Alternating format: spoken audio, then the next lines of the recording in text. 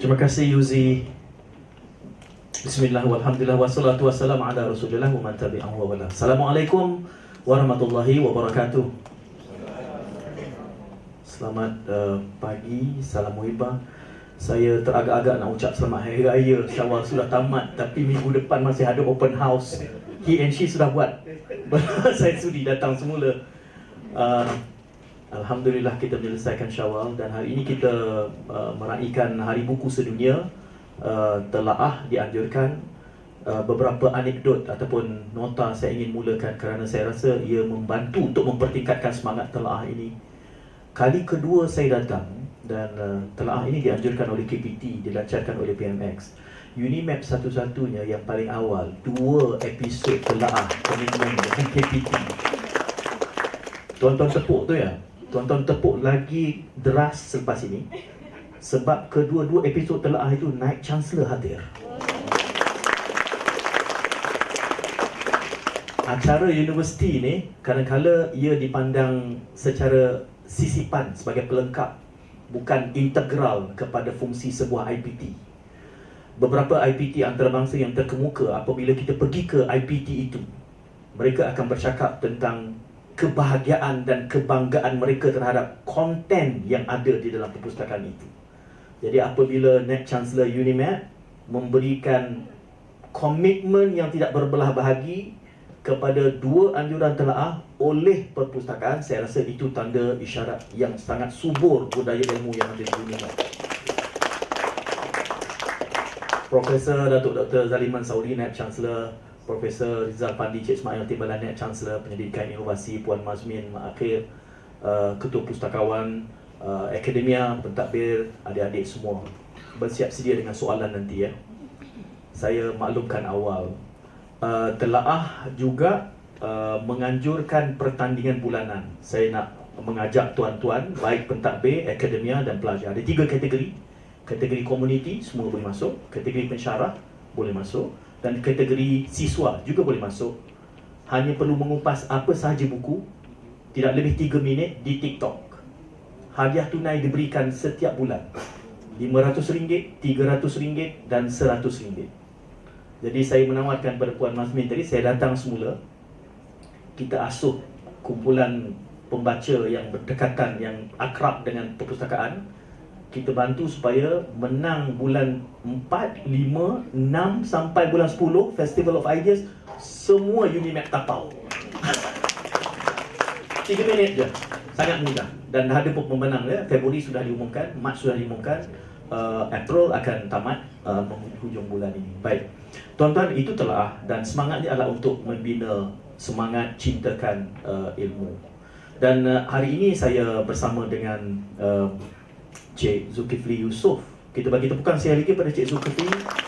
Ini untungnya bila berkawan dengan tokeh kedai kopi. Kita minum di kedai kopi dia, confirm tak perlu bayar.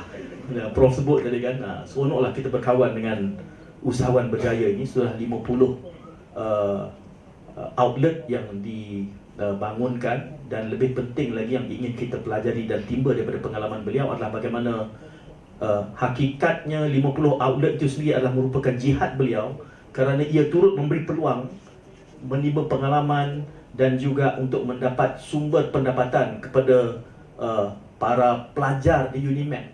Kerana modelnya sudah pun berjaya di beberapa outlet, diwarisi secara franchise oleh mantan pekerja, betul lah Cik Zulkifli ya. Jadi itu juga boleh dicontohi. Saya tak pasti yang ada di sini, tak sempat tanya sampai outlet di sini ni milik siapa.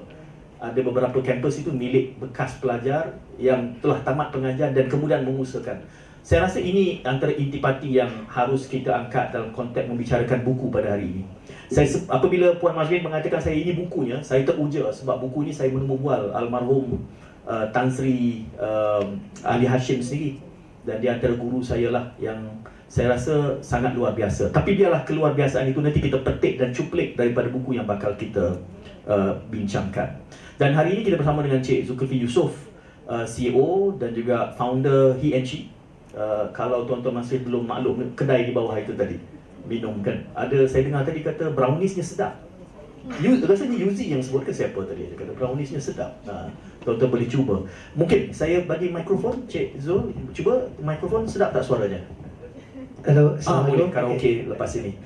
Cik Zulkifli, mungkin kita bermula dahulu dengan menggali tentang sebagai seorang usahawan yang berjaya. Saya tak berjaya lah kerana mengendalikan 50 outlet tu bukanlah suatu kerja yang sifatnya kaling-kaling. Dananya, masanya, perlu berkelana ke sana sini, atas bawah. Ni hampir semua IPT ada sekarang ni, he and she. Hampir keseluruhan. Saya rasa ini adalah model bila mana ekosistem he and she ini bangun dalam kerangka IPT. Betul lah? Berapa IPT yang sudah beroperasi 50 ni? Assalamualaikum warahmatullahi wabarakatuh. Ada IPT yang belum masuk kah? Ada. Okey. Ada. Okay, Assalamualaikum warahmatullahi wabarakatuh. Terima kasih Tuan Syed, Prof. Datuk WC dan tuan-tuan puan-puan sekalian. Terima kasih atas jemputan pada saya pada pagi ini. Sebenarnya saya agak gemuruh sebenarnya berhadapan dengan orang-orang hebat dalam Unimap ni. Tapi apa kan, ni saya dah maklum dengan pada Puan Mazmin. InsyaAllah saya akan cuba present yang terbaik. Menjawab pada soalan tadi, kami telah berada di keseluruhan IPTA dan IPTS di Malaysia inilah, dan yang terbaru kami alhamdulillah berjaya melebarkan sayap ke seberang, ke Laut Cina Selatan, iaitu di Universiti Malaysia Sabah, yang insyaAllah kami akan laksanakan pada pertengahan bulan Jun dan bulan Julai ini.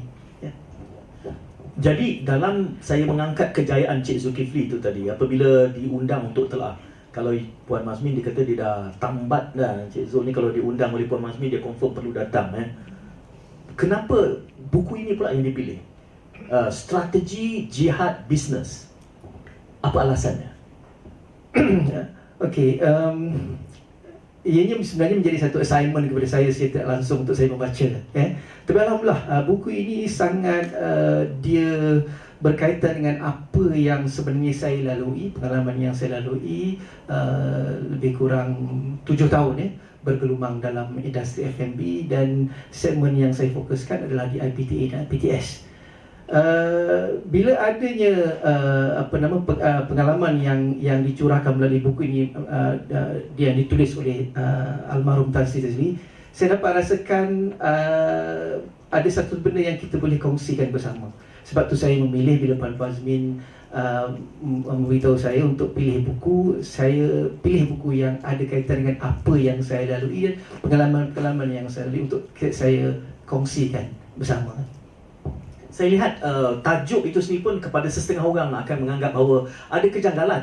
Selalu orang berbicara tentang bisnes ni, tentang komersial, tetapi gandingan jihad dengan bisnes ni adalah merupakan satu gabungan yang jarang-jarang kita lihat. Jadi apabila Cik Zul menjamah buku ini, antara bab awal itu membicarakan tentang konsep jihad ini. Jadi bagaimana kita mengaitkan jihad itu juga dengan dunia bisnes?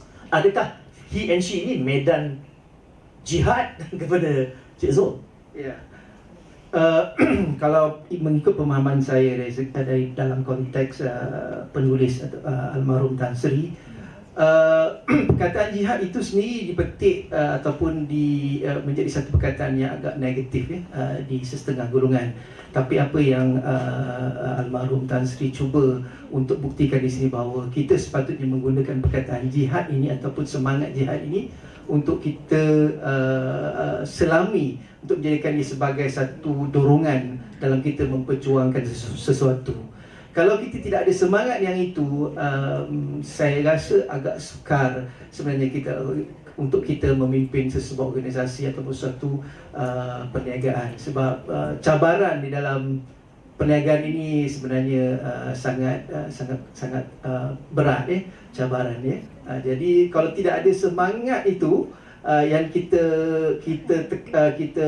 kaitkan pula dengan jihad itu, jadi agak sukar. Jadi bila saya membaca dan memahami maksud jihad itu, saya nampak bahawa secara tidak langsung sebenarnya apa yang saya sendiri buat, saya pun secara sedar dan tidak sebenarnya saya mendalami erti jihad itu sendiri dalam saya mempraktiskan ataupun saya melaksanakan apa yang saya buat selama 7 tahun membangunkan DNC Coffee dengan 50 outlet di seluruh Malaysia. Ini bukan suatu benda yang mudah, dengan cabaran dan dugaan yang kita ada. Tanpa ada semangat itu, jihad itu, dari segi jihad tu artinya maknanya pengorbanan dari segi jiwa, raga, harta benda, duit dan sebagainya. Itulah kata-kata yang dipetik di dalam buku ini yang menyebut bahawa jihad itu dalam konteks Islam adalah sesuatu yang wajib, sama ada dari segi harta benda, dari segi jiwa, raga dan last sekali hati lah. Ya. So saya ambil dari konteks yang itu. Ya.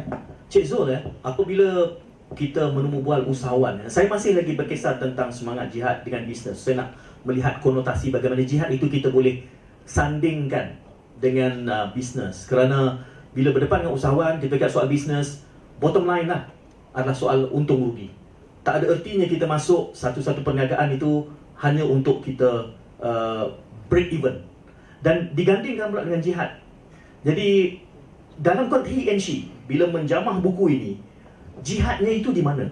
Kerana selalunya bottom line ni mesti ada keuntungan. Tetapi bila kita kata jihad, bisnes ini sebagai satu jihad, adakah ia melewati batas pengoperasian untung rugi komersial itu dari kacamata Ali Hashim?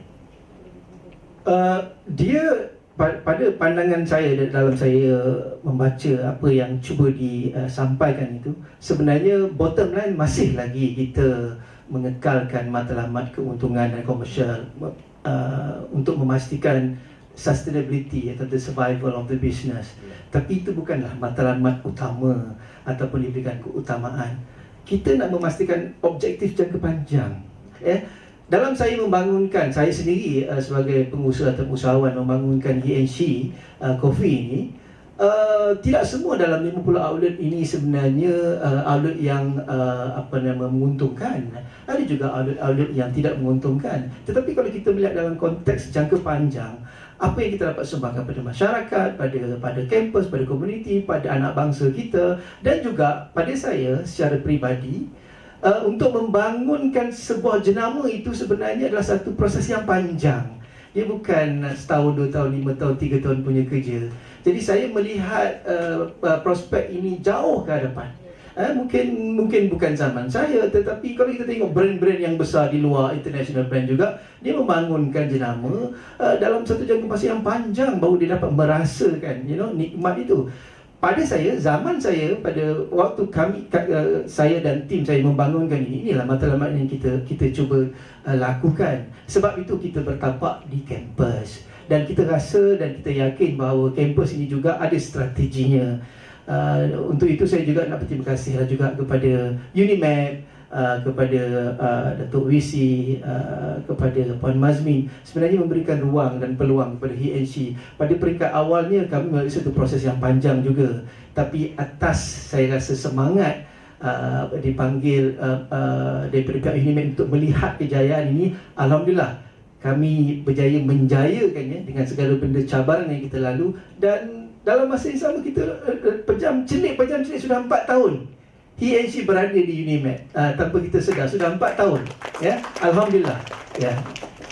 Ada banyak model. Saya dengar cerita tadi masa kita sembang, sampaikan ada setengah kampus itu harus ada bangunan sendiri akan dibina. Itu Ya. Dia ada pelbagai model yang kita bangunkan. Cuma di UNIMAP ni kita bangunkan model yang sedia ada, membangunkan daripada outlet yang sedia ada. Ya, ada juga universiti yang mungkin ada capacity, dari segi capacity yang besar, yang mana kita bangunkan model standalone. Ada beberapa universiti yang menggunakan konsep yang itu. Tapi alhamdulillah sebenarnya berjaya dan kekal hingga hari ini. Mungkin ramai juga yang bertanya. Mungkin saya nak share juga dengan tuan dan audience. Di satu event saya ditanya oleh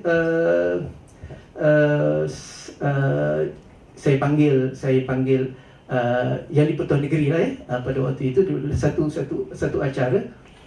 Saya terkejut dengan soalan dia.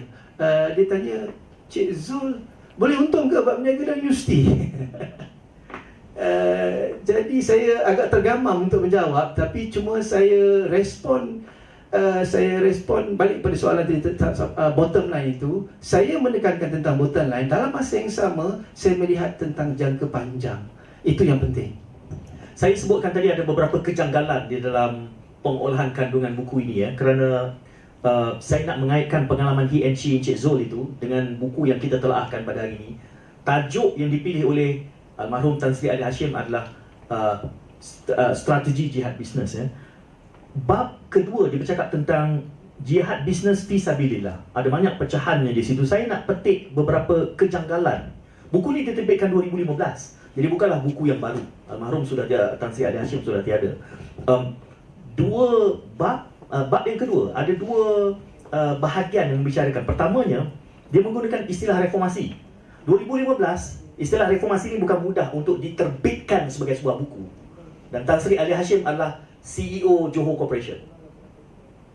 Menyebutnya itu terang-terangan, tuan-tuan boleh bayangkan, hanya sekarang je kita boleh sebut reformasi ni kuat-kuat, belau pun tak ada isu. Tetapi dia menggunakan istilah reformasikan bisnes dan korporat. Sedangkan dalam pemahaman kita, bila kita kata berniaga ni, bottom line lah, apa lagi yang nak direformasikan? Dan selepas itu beliau bicarakan tentang zuhud teras. Oh, ini lain macam ni. Berniaga tapi zuhud.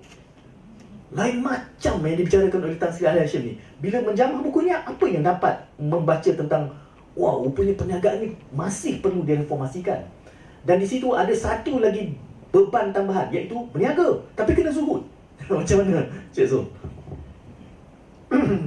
Memang kita sebagai seorang usahawan, pada saya kebanyakan usahawan lah, bottom line memang dollar and cent, itu adalah bottom line. Tapi dalam masa yang sama, kalau kita tidak ada semangat dalam kita memikirkan tentang nasib anak bangsa, tentang community dan sebagainya, perkara inilah sebenarnya yang dia jadi masalah, itu yang pada saya yang membezakan pemikiran almarhum Tan Sri. Dan mungkin saya sangat bersetuju, dan saya mungkin saya boleh katakan bahawa saya mempunyai idea dan juga ini sama dengan apa yang cuba diinikan oleh almarhum Tan Sri. Sebab kebanyakan yang berniaga kadang-kadang cuba mencari jalan pintas untuk mencari keuntungan jangka pendek dan sebagainya, tanpa memikirkan halal haram, memikirkan elemen-elemen yang berkaitan dengan unsur-unsur agama, ya. Yang ini yang sangat ditekankan oleh almarhum Tan Sri dalam apa yang bila dibicarakan tentang zuhud dan sebagainya. Zuhud itu pada saya, pada pemahaman saya, apa yang saya baca adalah meletakkan dunia itu dalam genggaman, tetapi tidak meletakkan di hati, ya. Dan zuhud itu juga dia melihat kepada bahawa kita bukan membenci kekayaan atau membenci orang yang cuba untuk membina kekayaan, tetapi ada dia punya the do's and the don'ts-nya, ya. Itu yang kita perlu perhalusi lah, ya. Itu mengingatkan kita tentang beberapa anekdot sejarah dalam sirah. 10 yang dijanjikan masuk syurga itu dalam kalangan sahabat, ada usahawan dalam tu. Abdul Rahman bin Auf radhiyallahu anhu itu adalah merupakan tokoh usahawan yang luar biasa. Sewaktu hijrah itu, bila dia pindah ke Madinah, kan Muhajirin dan Ansar ini sampaikan, Ansar itu kalau ada perniagaan dia kongsi. Jadi keluarga yang disatukan dengan Abdul Rahman tu, dia kata, Abdul Rahman kata tak mau harta. Mereka bahkan menawarkan, nak isteri saya ada ramai, ambil lah. Sekarang ni kalau diamalkan tu dah jadi janggal lah, kan. Tapi yang menariknya kerana Abdul Rahman dia kata tak apa, jangan bagi harta, cuma dia sebut aduluni ila suq, tunjukkan aku di mana pasar. Saya nak gambarkan ini sebab saya nak berbalik kepada bab 1, iaitu bab 1 ni Ali Hashim kata jangan salah pilih kiblat. Jadi dalam sembang awal saya dengan Cik Zul tadi, beliau naik sebagai usahawan kerana adanya mentoring. Jadi bagaimana bila bercakap tentang jangan salah pilih kiblat ini, ingin kita sebatikan dengan semangat jihad bisnes itu, Cik Zul? Bisnes dia begini, yang saya faham adalah dari segi pendekatan, ya, pendekatan apa yang kita guna pakai dalam kita menjalankan perniagaan kita, ya. Sebab dunia hari ini kita terdedah dengan pelbagai pendekatan, sama ada pendekatan di sebelah timur, di sebelah barat dan sebagainya. Buku ini banyak Tan Sri ketengahkan tentang penolakan dia secara peribadi tentang pendekatan-pendekatan dari barat kita panggil budaya barat ataupun kaedah kapitalisme lah dipanggil, kapitalisme dan liberalisme. Itu yang ditekankan di sini supaya kita jangan salah memilih kiblat. Supaya kita tidak terperangkap dalam mana kita nak menjalankan perniagaan, kita terlalu teruja dengan balik kepada bottom line tadi. Tapi bila kita letakkan matlamat keuntungan itu semata-mata, maka kita langgar semua.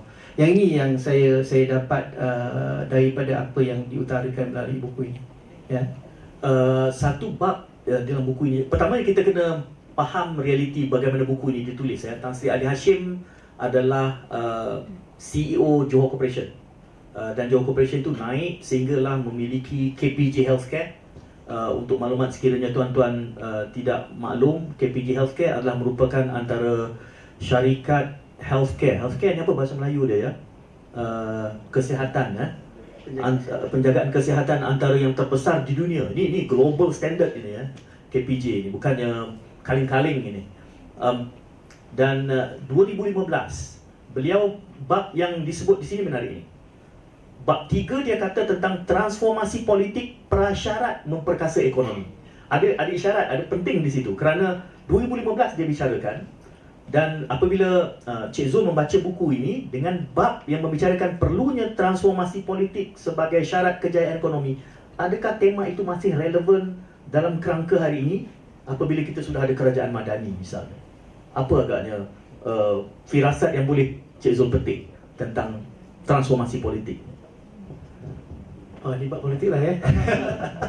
Saya sebagai usahawan, kita of course daripada masa ke semasa kita juga ada meletakkan harapan kepada pemimpin-pemimpin politik untuk sedikit sebanyak membantu dalam membimbing usahawan-usahawan Bumi Putra seperti kami. Tapi dalam konteks hari ini, ianya semakin mencabar kerana pada pandangan saya, secara peribadi memang berlaku perubahan-perubahan dari segi politik ya, dari segi dasar dan polisi dan sebagainya. Walau apapun yang berlaku pada saya, kami sebagai usahawan, kami pasrah, kami redha. Kami akan cuba menyesuaikan dengan keadaan sedia ada, dan insya-Allah dengan apa yang kami boleh buat atas kapasiti yang sedia ada, kami akan terus orang kata istiqamah berjuang. Sebab ini yang bagi semangat jihad tadi ni ya.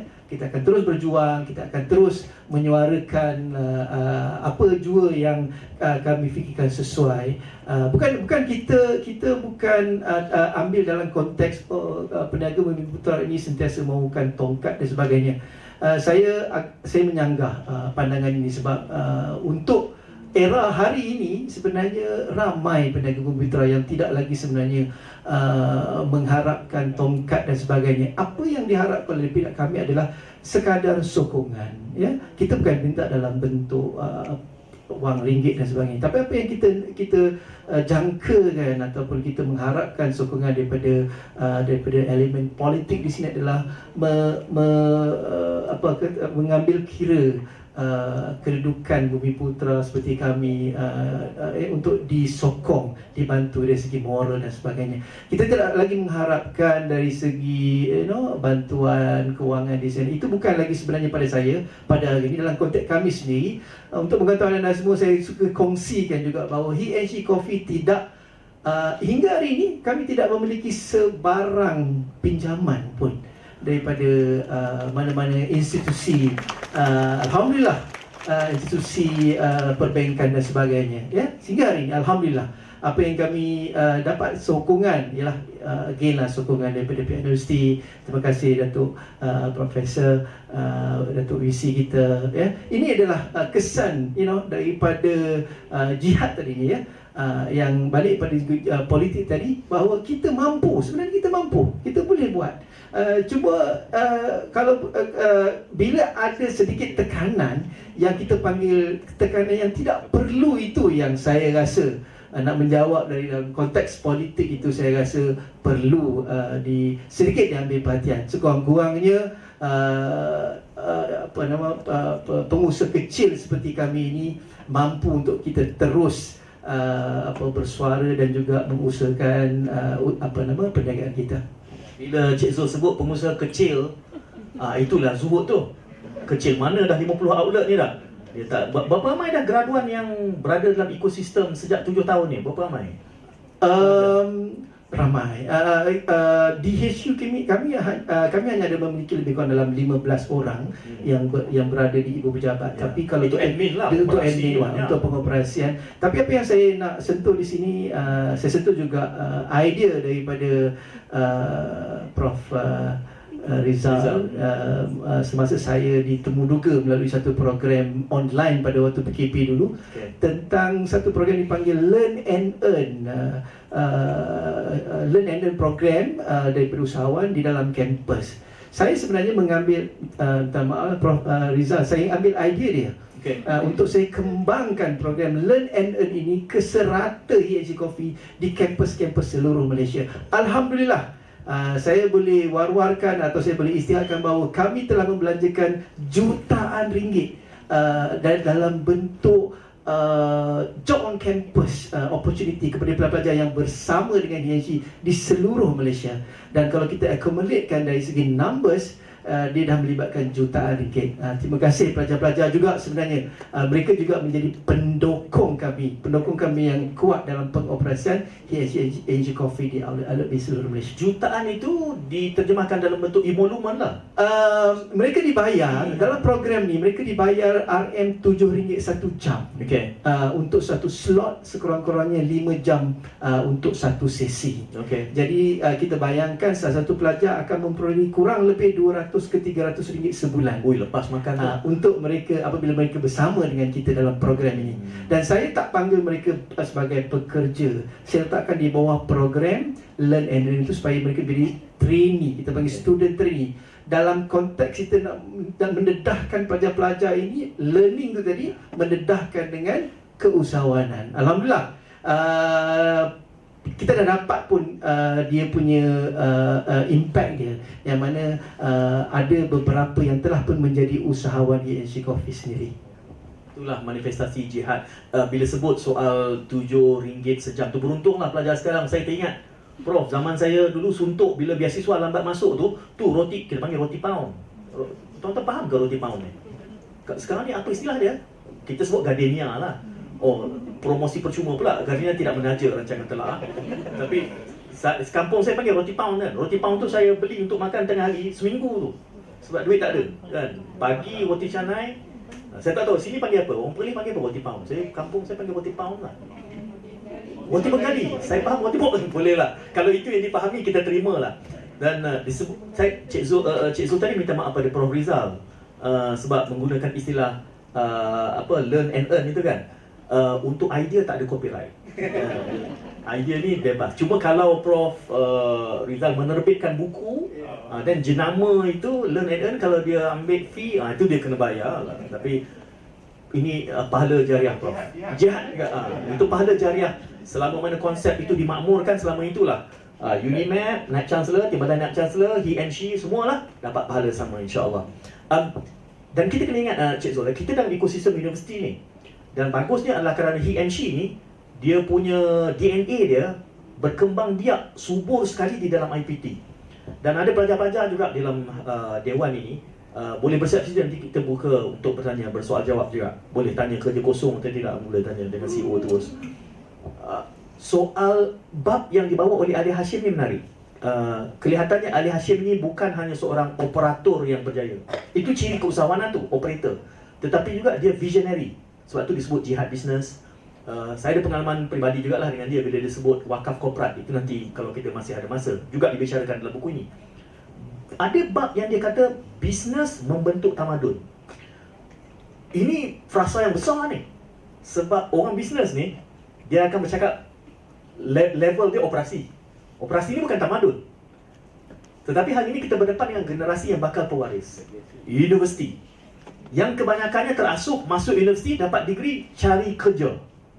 Sedangkan di sini kita berkata tentang bisnes ini adalah jihad. Jadi bagaimana Cik Zul mengolahkan idea bisnes ini membina tamadun kepada khalayak pelajar-pelajar yang menghuni di Unimap ini? Apa agaknya yang mereka nampak bila kata graduan ni? Dan saya resah juga sikit kerana ramai ibu bapa hari ni masih lagi bahasa dia, kamu nak masuk bidang apa besok, ada kerja atau tidak. Sedangkan kita kata bisnes bina tamadun. Macam mana kita nak mengulas tu dalam kerangka he and she yang kononnya kecil sedangkan dah ada 50 outlet. Okey, pertamanya kita juga refer kepada apa yang ditulis dalam buku ini yang mengatakan bahawa saya ingat perkataan phrases ini biasa yang kita dengar, sumber rezeki itu 9/10 datang daripada perniagaan. Itu asasnya. Ianya datang daripada agama kita sendiri, ya, sebagai orang Muslim kita perlu percaya. Mesti ada sebab kenapa disebut 9/10 itu datang daripada perniagaan. Tetapi masalahnya ataupun malangnya kita tak capitalize apa yang telah disebut secara terang-terang. Kebanyakannya yang masuk universiti mungkinlah, saya tak katalah secara amnya begitu, tetapi rata-ratanya begitu. Mungkin okey, yang masuk dalam accounting nak jadi accountant, nak masuk, tetapi untuk ruang kepada pendedahan perniagaan itu agak kurang.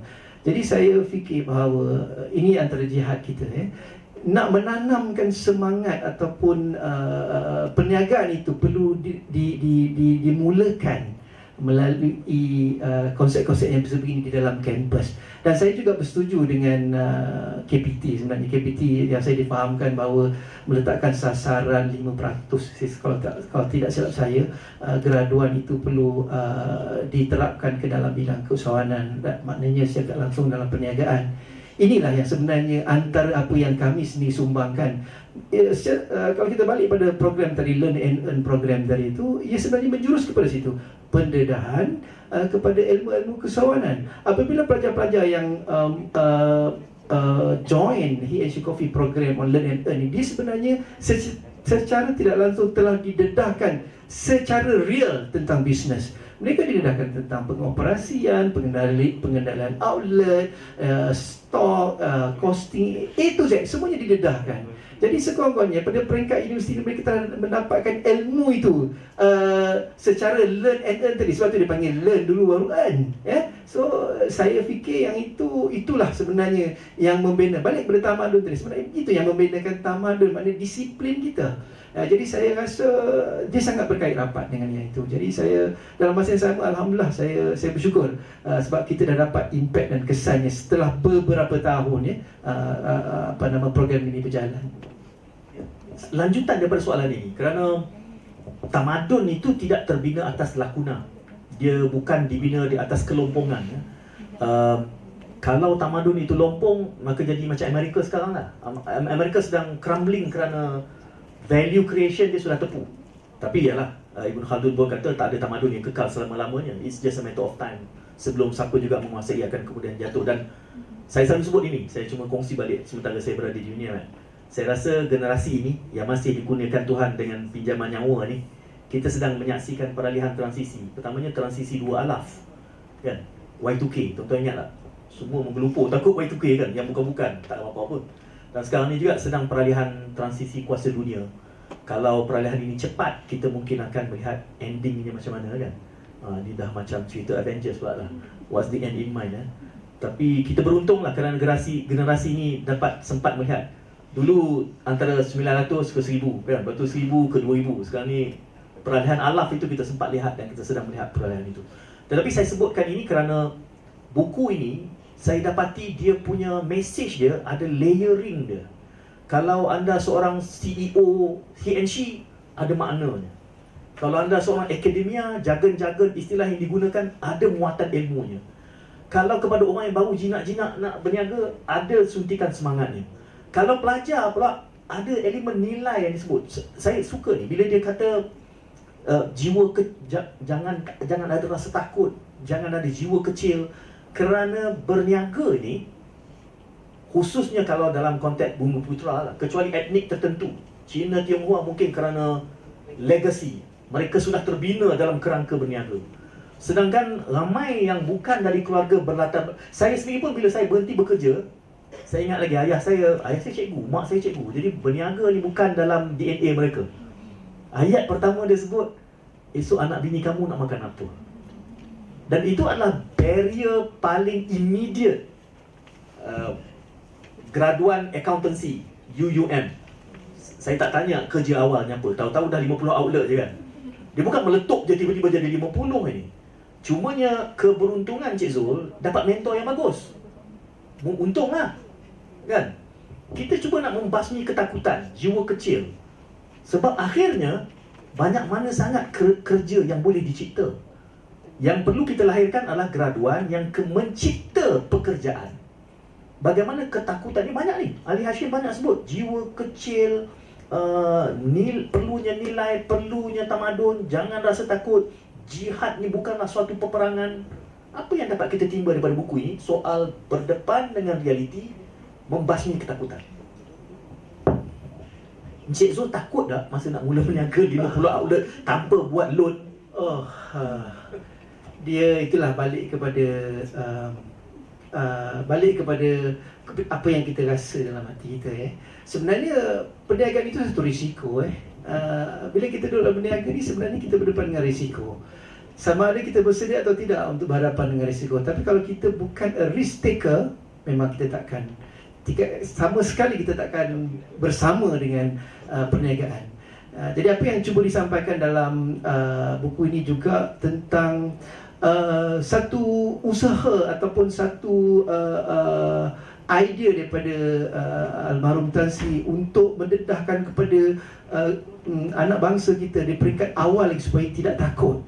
Tidak takut dalam kita menanggung risiko, berdepan dengan risiko. Tidak takut sebab sekarang ni kita ada elemen takut itu, maka ramailah yang akan menjauhi sektor perniagaan ini, dan semakin kuranglah sebenarnya penyumbang zakat di Malaysia ni lah. Sebab ramai yang takkan berani masuk ke dalam kehidupan sebagai seorang usahawan kerana mereka takut berdepan dengan risiko. Dan mereka bukan pengambil risiko. Saya sendiri pengambil risiko. Saya sendiri mengambil risiko. He and she sendiri mengambil risiko untuk melabur, untuk membuat pelaburan jangka panjang. Kita tidak tahu apa akan berlaku. Polisi akan berubah, manusia akan berubah dan sebagainya.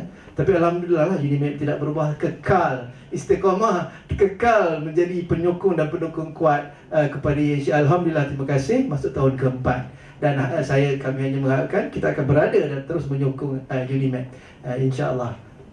Kuat Puan Mazmin menambat Cik Zul ni.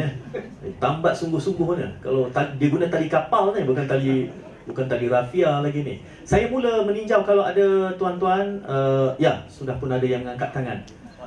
Boleh. Macam mana mikrofon? Adakah nampak macam pelajar, tapi nampak macam dewasa pun dia. Berapa orang anak dah ni? Bismillahirrahmanirrahim. Nama saya Muhammad Al-Fazli Merasad. Saya merupakan pelajar Universiti Al-Fazli. Al-Fazli, okey. Saya merupakan pelajar Universiti Utara Malaysia. UUM. Okey. Ini alumni ni. Ya. Patutlah sokongan moral. Bawa penyokong rupanya Cik. Jarang telah bawa penyokong. Sebenarnya Tuan Syed Munawar, ini bukan kali pertama kita berjumpa. Kali pertama kita berjumpa di Putrajaya, masa tu ada telaah dengan Faisal Tirani, iaitu buku novel 15-15. Dah tua-tua ni rabun dah tak nampak. Sila Fazlin.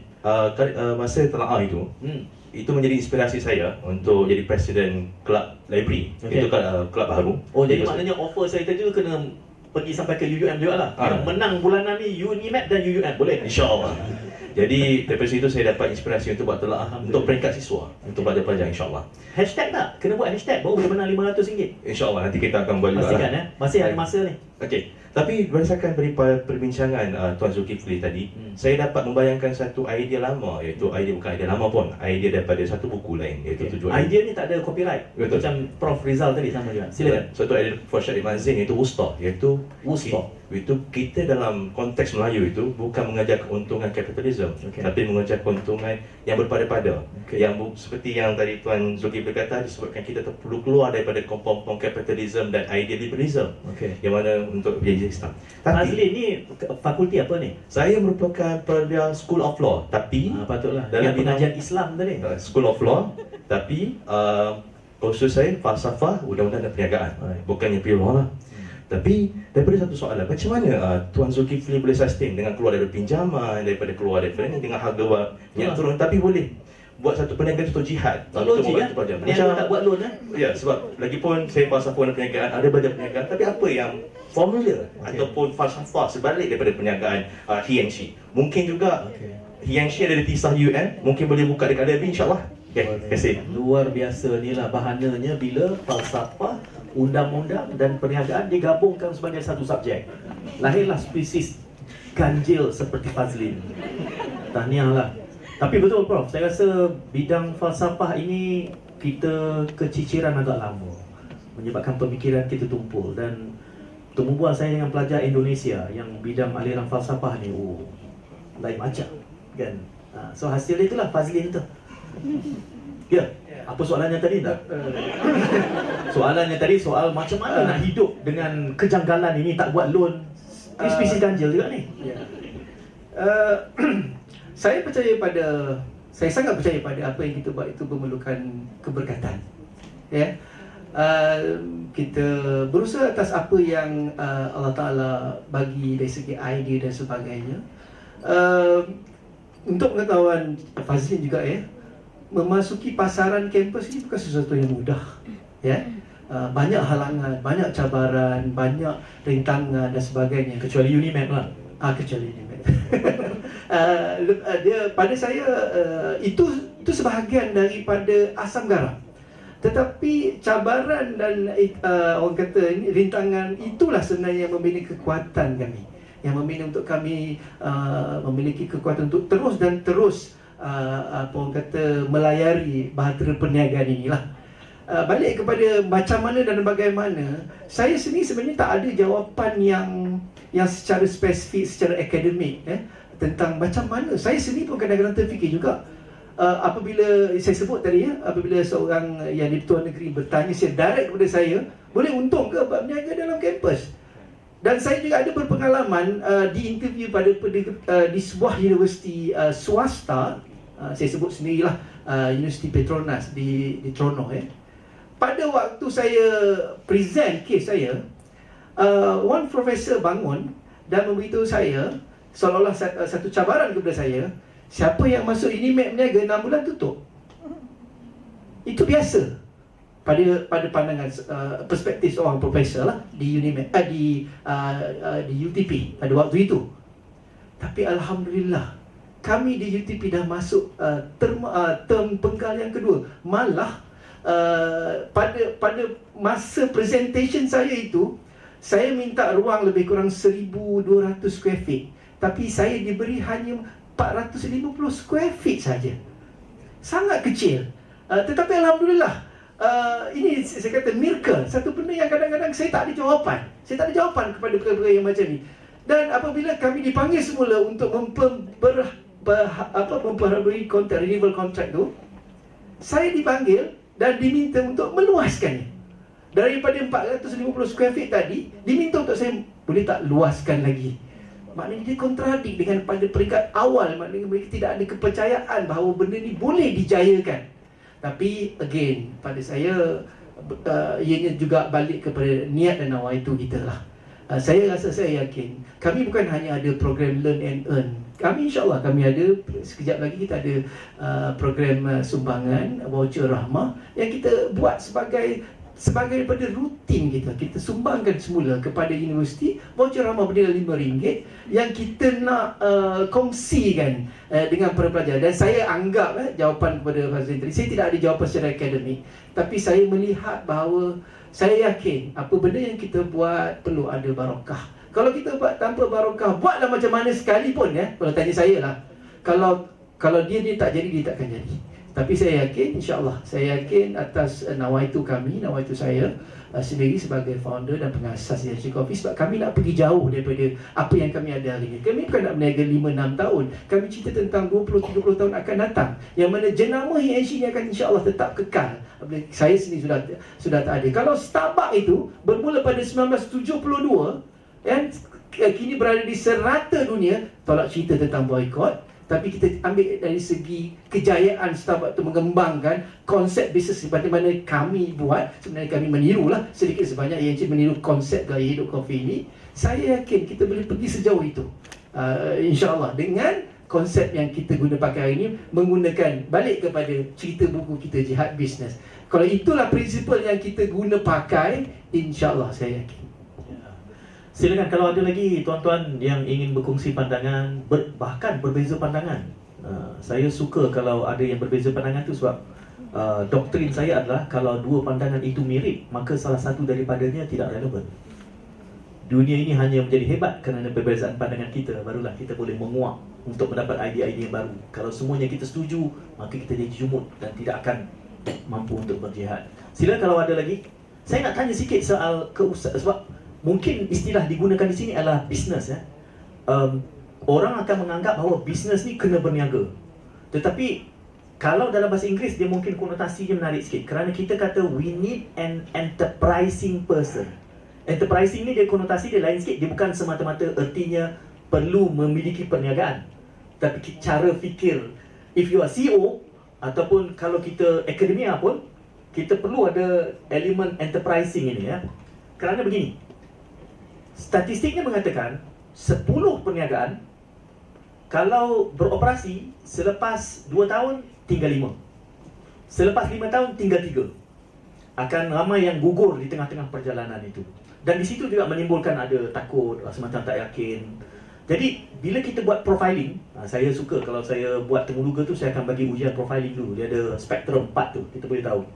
Kelihatannya orang yang seperti dianggap apa yang kata extrovert, outspoken, orang yang sudah terbina, berani, pandai bercakap, segak pula, kan? Ini yang boleh cepat berjaya dalam dunia perniagaan ini. Menyebabkan orang yang mungkin introvert ataupun orang yang mungkin tidak, istilah apa yang nak guna bahasa Melayu, saya tak jumpa, kan? Tidak terkehadapan, malu-malu kucing, ataupun memang malu, bukan lagi kucing, malu gajah barangkali. Mereka tidak ada harapan dalam perniagaan ke macam mana? Dia balik kepada karakter lah, Tak semua orang memiliki karakter entrepreneurship lah, ya. Dan enterprising karakter tu sebenarnya pada saya adalah berkait dengan bakat. Tapi bakat tu perlu diasuh, bakat tu perlu diasuh untuk dia menjadi lebih baik. Tapi untuk mengatakan bahawa semua orang boleh jadi entrepreneur, saya mungkin tidak bersetuju. Sebab bakat ini memang kurniaan Allah Ta'ala, ya. Tak semua orang, mungkin seorang tu pandai bercakap tapi dia tidak pandai mengurus, contohlah, ya. Tapi sebab tu saya kata cuma apa yang kita boleh buat adalah kita cuba untuk memberikan pendedahan. Sebab apa yang tidak ada di peringkat, pada saya, pada pandangan saya secara peribadi, di peringkat universiti adalah pendedahan secara real tentang bisnes. Bisnes yang real, bukan bisnes yang olok-olok, bisnes yang sekadar satu projek dan sebagainya. Kita bisnes yang real, yang menitik beratkan tentang survival dan juga bottom line. Ya, itu yang kita dedahkan di peringkat bila kita beroperasi secara langsung di dalam kampus. Jadi pelajar-pelajar itu sendiri didedahkan di peringkat awal. Oh, begini rupanya, begini susahnya sebenarnya untuk mengendalikan sesuatu perniagaan. Ini yang kita buat. Sebab tu saya kata kalau dari segi, kalau seseorang dia tidak ada karakter itu di peringkat awal, kita mungkin boleh asuh. Tapi kalau kita asuh ataupun kita dedahkan juga tidak boleh juga, maknanya kita jangan buang masa. Dia memang tidak layak untuk berada di situ. Ini menarik sebab kita dalam ekosistem universiti dan ada khalayak yang di depan saya ini sudah tertanam bahawa kita perlu mendapat academic excellence supaya kita dapat profession. Bukan kita dapat academic excellence supaya kita keluar nanti kita boleh jadi job creator. Tidak, itu bukan bahasanya, itu bukan naratif yang terbina. Bila Cik Zul kata bahawa perlu pendedahan, saya sangat setuju. Tetapi realistikkah pelajar misalnya, kita tumpukan pelajar kerana kalau akademia yang sudah bekerja mungkin ya mereka lebih mudah nak berniaga sebenarnya, tambah sekarang ni banyak je online. Tuan-tuan ada yang ramai TikToker ni jual online ke, saya tahu tengok muka sikit. Takut ada saya cam dekat TikTok. Apakah realistik untuk pelajar yang diasah untuk kecemerlangan akademik ini di waktu yang sama secara paralel juga diberikan pendedahan? Sebab Cik Zul kata kena pendedahan yang real. Bolehkah dia excellent dalam akademik, di waktu yang sama dia ada 4 tahun, 3 tahun tu juga pendedahannya real dekat he and she, menjalankan pengoperasian dan ada perimbangan di situ. Ataukah sebenarnya either or ni? Okey, dalam konteks DHC Coffee dalam program Learn and Earn itu, kita tidak sebenarnya mewajibkan untuk pelajar-pelajar bersama dengan kita. Program ini sebenarnya optional. Program ini hasil terbuka untuk siapa-siapa yang merasakan mereka mempunyai availability dari segi masa untuk mereka memenuhi kehendak kelas dan juga ruang masa yang terluang. Jadi di situlah sebenarnya kita menguji dan kita juga melihat bagaimana mereka menguruskan masa. Sebenarnya bisnes juga is all about time juga. Macam mana menguruskan masa dengan kelas, macam mana menguruskan masa dengan menjadi seorang part-timer dalam program kita. Itu sebenarnya itu sebagai latihan lah untuk menjadi seorang usahawan. Kalau dia tidak ada skill itu, macam mana dia nak mengendalikan sebuah perniagaan yang dia kena memikirkan daripada atas hingga ke bawah? So itu adalah satu pendedahan yang memang secara langsung dan kita tidak mewajibkan.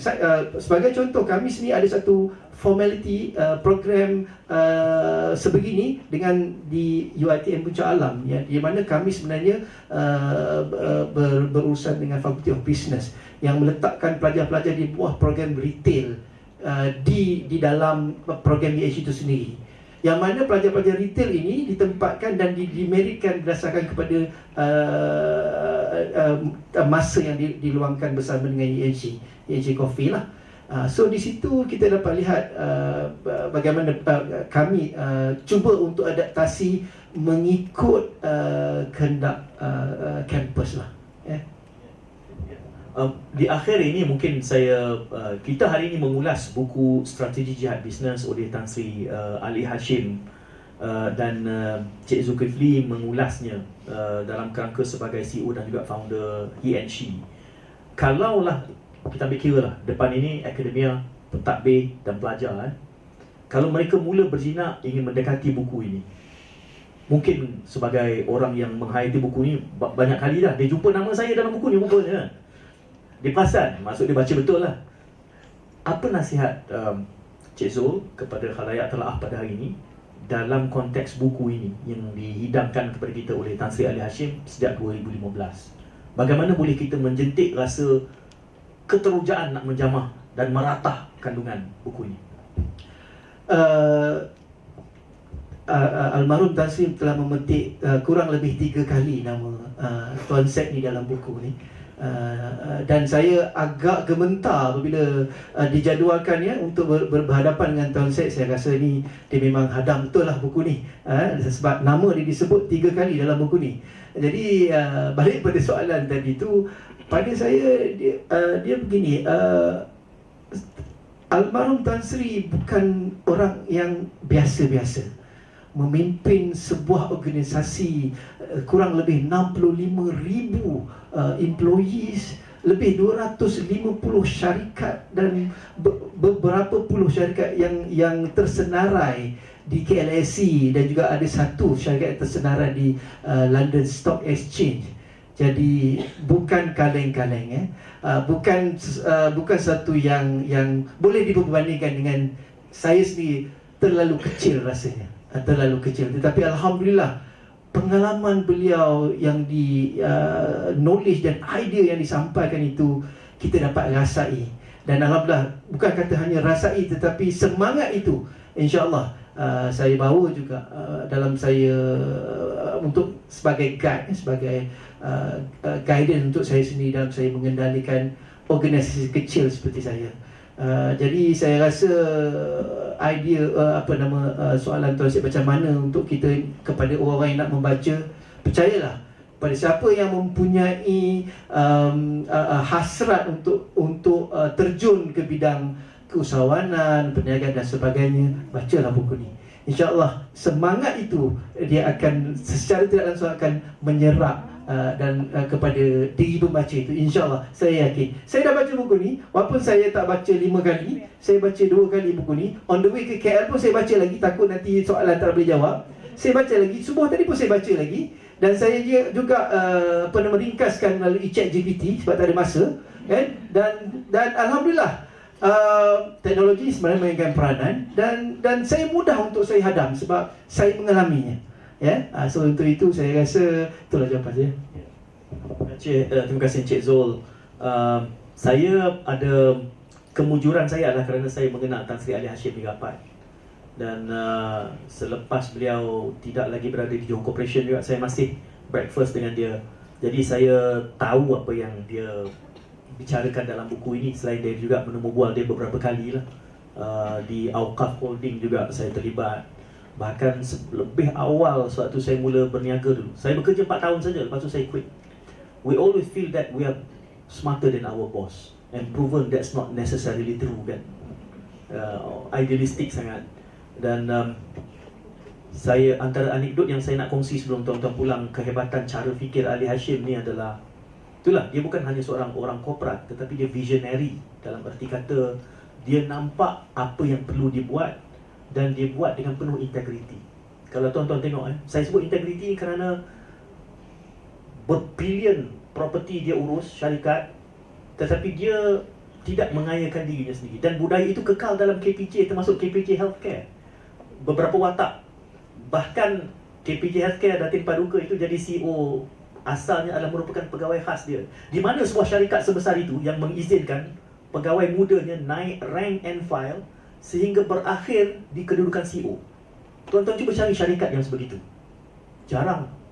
Sebuah syarikat sebesar Johor Corporation masuk dengan first degree, berakhir sebagai CEO anak syarikat yang menjadi penanda aras healthcare dunia dalam ekosistem syarikat yang sama.